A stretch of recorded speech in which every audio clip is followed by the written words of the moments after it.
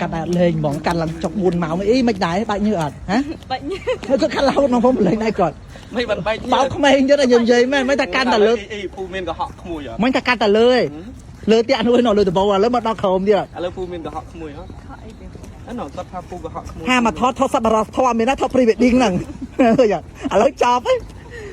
អត់ដល់ឃើញថតការព្រៃជាការជែកឥឡូវចប់ហីក៏ប៉ុតខូចណាក៏ប៉ុតធ្វើយកគេធ្វើមីអីដល់តែអញ្ចឹងតើបាននៅក្បែរគំរូបែបហ្នឹងហ៎សិតតែខ្លួនបានដឹងទៀតអត់ទេចង់បានផ្ទះម៉ូតហ្នឹងអស់បានតែជប់សម័យទៅបានហើយអីអូដៃយកកាលឡើងជាប់មកហើយបានតែជប់សម័យទៅបានហើយ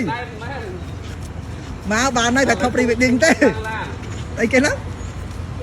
អូយយកសាហ្មងគួយឡើងអូជន់គួយឡើងឡានទៀតអូជន់ខាងដល់អូទៅដល់ខាងទៀតដាច់ខ្យល់មកបាយលោកអើយលោកចាំបន្ថែមសំបន្ទុកឲ្យបានច្រើនគោថ្ងៃណាគេបាក់ចិត្តកតុនចិត្តទេអូរបស់ដែលបានមកស្រួលគឺវាមិនងាយទេគេមិនឲ្យតម្លៃទេអូយសា